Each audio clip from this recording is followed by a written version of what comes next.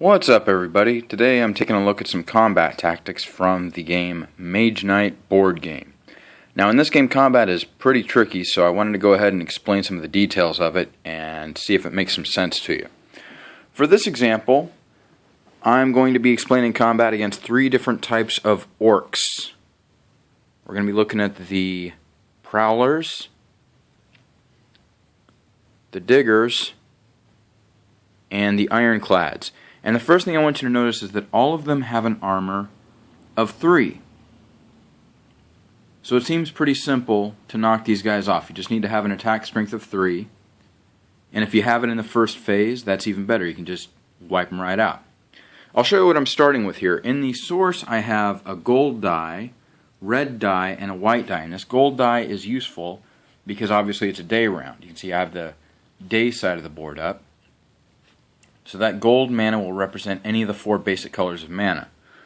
Over here in Narwas's inventory, I have a green crystal and a red crystal. Notice that I have 5 cards in my hand, and my armor is 2 at this point. And I'm going to show you the cards that I drew this hand. I have Crushing Bolt, which is an advanced action. I have Stamina, Improvisation, Ice Shield, which is another advanced action, and Swiftness. The only unit that I currently control is the Utum Crossbowmen, and they are readied. I have not put this command token on them, so I can use them this turn if I want to. So I'm going to show how I would deal with each of these 3 orcs, because even though they have an armor of 3, there's different ways of handling them. Now, the Prowler is the easiest one of all, because I can play Swiftness, which has ranged attack 3. I just need to charge it with white mana. And I have a choice. I can either use the white mana or the gold mana. Now I want to save the gold mana for a later turn. I don't want to have to roll it when I put it back in the source. So I'm going to take this white mana, charge Swiftness, and now I can use ranged attack 3, which handles the Prowler's armor, and so he's dead. I take these 2 points of fame and I move up the fame track, and that's over. So why can't I do that with this digger? Well, the reason is, if you notice here this fortified symbol, where there's kind of a castle here, this digger has dug himself into a trench. So shooting arrows at him is not going to do any good. This swiftness is not going to be enough to handle him in the first round. Fortunately for me, I have this advanced action that I drew called Crushing Bolt, and I got this when I leveled up.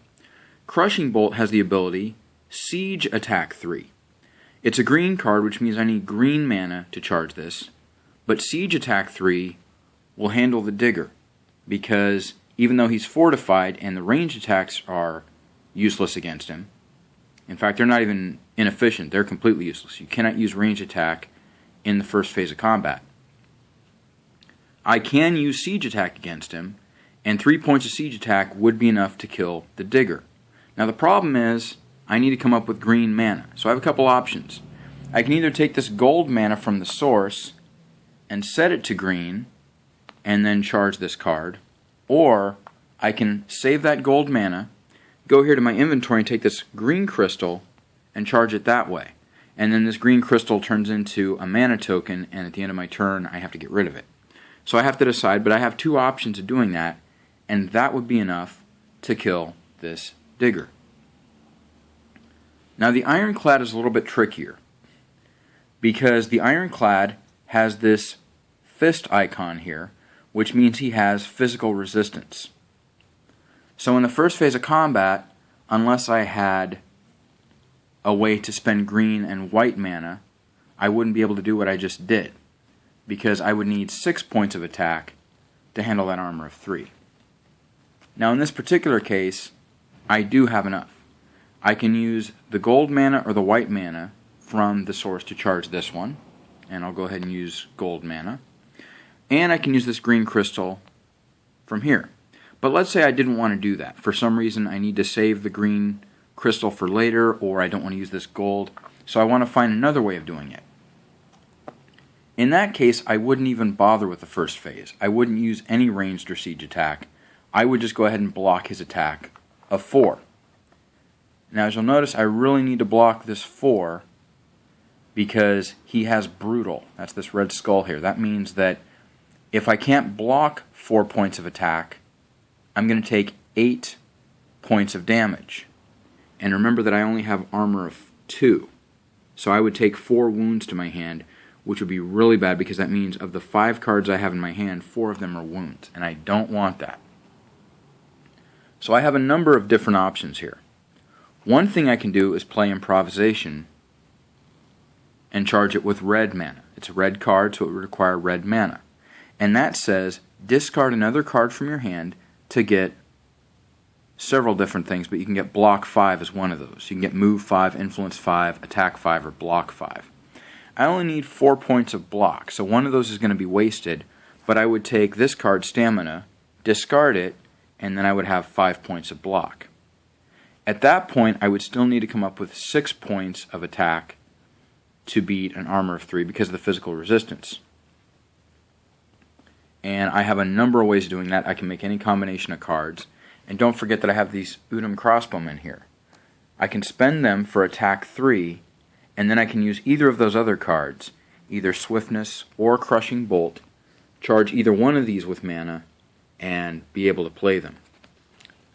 Another card that I have here is Ice Shield. Now Ice Shield is interesting because it has Ice Block 3, which is great. That means that I could block this attack of 4 if I played Ice Shield and any card sideways, because a card played sideways would get me block 1. So this satisfies the requirement for block 4. However, if you look at the special effect that Ice Shield has, it says Ice Block 3. Reduce the armor of one enemy blocked this way by 3. Armor cannot be reduced below 1. So if I were to play this charged with gold mana, because I don't have any blue mana, now I have Ice Block 3. I take one more card, any card at all, play it sideways, and that's now block 4. It's Ice Block 4 and this. Now when I play this sideways, because it's a physical attack card that's played sideways, this makes this block 4. It's no longer Ice Block 4. So if I was fighting an enemy that had a fire attack, this wouldn't be efficient if even one card is played sideways. Just playing this card sideways changes this whole block from Ice Block to block, a physical block. But that's okay because he has a physical attack. So far I've satisfied the need to block 4 points of attack. But the special ability means that his armor has been reduced by 3. Now that doesn't mean that his armor's completely wiped out because the minimum is 1. So actually his armor is 1 right now, which means that because he has physical resistance, I now need an attack of 2. So I could spend my Udam crossbowmen for either ranged attack 2 or attack 3. I could play Determination for attack 2, or I can play any 2 cards sideways, and that would give me attack 2. And that's how you deal with that. When you defeat one of these orcs, you get 1 point of reputation, and you get as much fame as listed here in this red area.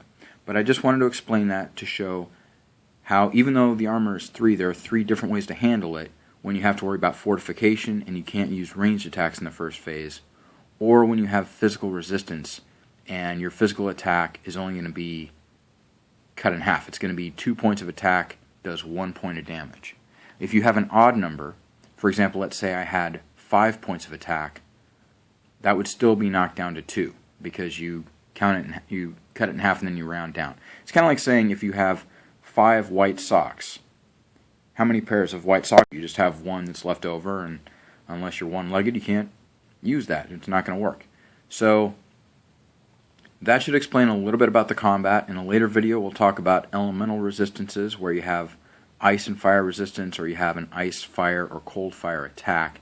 And we'll get more into these physical, or these special abilities also that the enemy can have. But that's just a little bit of basic walkthrough for combat. I hope that cleared up a little bit, because this is a very, very complex game, but it's worthwhile. It's the best solitaire game I've ever played, and I think it's something that you should definitely try. I hope that video was helpful. Please join me every Monday on AdrenalineRadio.com as I host Live and Let Dice. You can tune in and watch the video streaming, or you can check out the podcast in our archives at AdrenalineRadio.com. Thanks for watching.